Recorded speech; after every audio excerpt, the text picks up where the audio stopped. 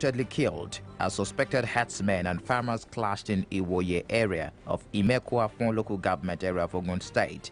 The incident, which has ignited tension in the Agarian community though now under control, also left some police officers injured.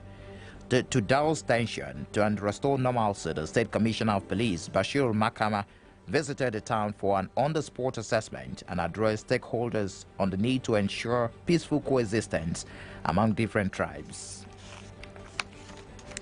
Meanwhile, lawmakers in the House of Representatives are berating the executive and the security agencies over continued attacks and worsening insecurity in the country. A lawmaker from Katsina State, Ahmed Safana, who raised a motion of urgent public importance on the attacks and kidnapping taking place in his constituency, bemoaned his inability not to travel home due to increased attacks. Where are we going? Mr. Speaker, I cannot go to my village and sleep. I cannot go to my village and spend a night as I'm speaking to you. For the last 1 year, wallahi, I can't go to my village and sleep. I feel very insecure. And this is where I find myself. Mr. Speaker, it is terrible. It is terrible. We have to do something about it. Thank you, Mr. Speaker.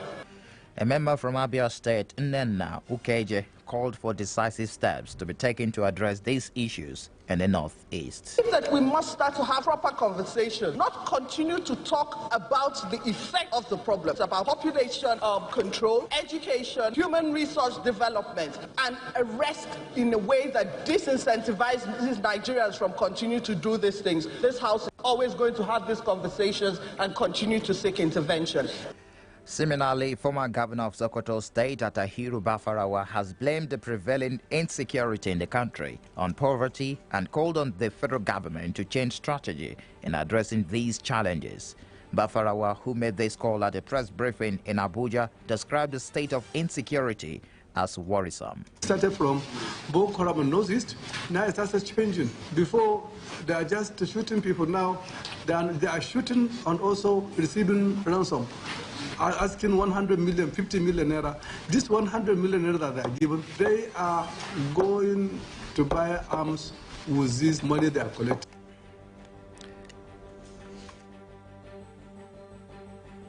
Sultan of Sokoto, Abubakar Said III, is expressing concern over insecurity, rising poverty, and socio-economic problems confronting the country. The Sultan, who said this at the Jamal Nasrul Islam Central Council meeting and the annual pre-Ramadan conference held in Kaduna, stated that the fact that these problems were left to linger for too long without being addressed is a cause to worry. Sultan Mohammed, who is also the President General of the Supreme Council for Islamic Affairs, also stressed the need for Nigeria to take strict actions in solving its problems. Meanwhile, the Catholic Bishop of Sokoto Diocese, Matthew Kuka, says the quest to achieve the united Nigeria, devoid of regionalization and fractionalization, remains an illusion. Speaking at the National Conference and the annual general meeting of the Nigerian Institute of Public Relations, Kuka bemoaned the fact that quacks have taken over every institution in the country, including the country's political space. He argued that the problems in Nigeria had very little to do with the things that had been described, but that it has everything to do with our inability and sheer incapacity to manage the country's diversity. The Department of Petroleum Resources says Anambra, Enugu, and Kogi states can only join the list of oil-producing states after meeting necessary conditions.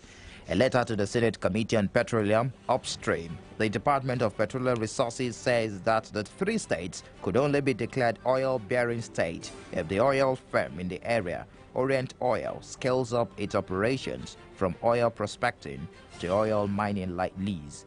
The chairman of the committee, Senator Tayo Alasho Adura, says the issue at the stake has to do with the referral to the Committee on the contentious boundary between the three states, noting that a report that said the federal government confirms Anambra oil-producing status threw up the matter to the front burner.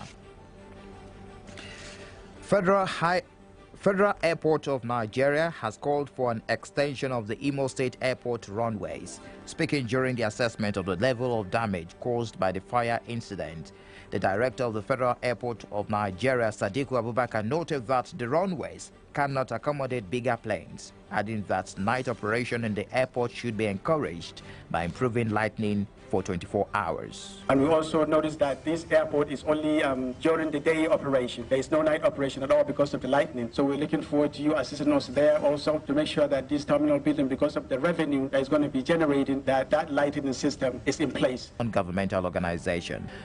The state chairman, Joint National Association of People Living with Disabilities in Abia State, Stanley Onyebuchi, appealed to the NDDC to sustain the training in order to accommodate more physically challenged people in Abia. And on the foreign scene, a powerful cyclone has slammed into India's eastern coastline, bringing torrential rains and four-story rapid this afternoon on Flow 94.9 FM. Flow News at noon. A recap to end the news, a recap of our major stories. Federal Government Executive Council has given approval for the construction of 7 model schools in each zone of the country, including the Federal Capital Territory. Lawmakers in the House of Representatives are berating the executive and security agencies over continued attacks and worsening insecurity across the country. The second panel handling the 2019 national and the State House of Assembly election petitions in Abia State has resumed sitting in Umuahia. And on the foreign scene, a powerful cyclone has slammed into India's eastern coastline, bringing torrential rains and winds up to 200 km per hour. Thanks for being with us. Remember that security is everyone's business. Provide useful information to security agencies to ensure your security. Join us at 6:45 a.m., noon, and 6 p.m. every weekday for additional newscast. This is Flow 94.9 FM, the flow of God's own state. You can send your views or information to flowfmnews@gmail.com or visit www.flownews.com.ng for more stories. This bulletin was edited by Precious Chima, supervising editor Samson Eze. My name is Michael Oni. Do have a wonderful time and enjoy your weekend.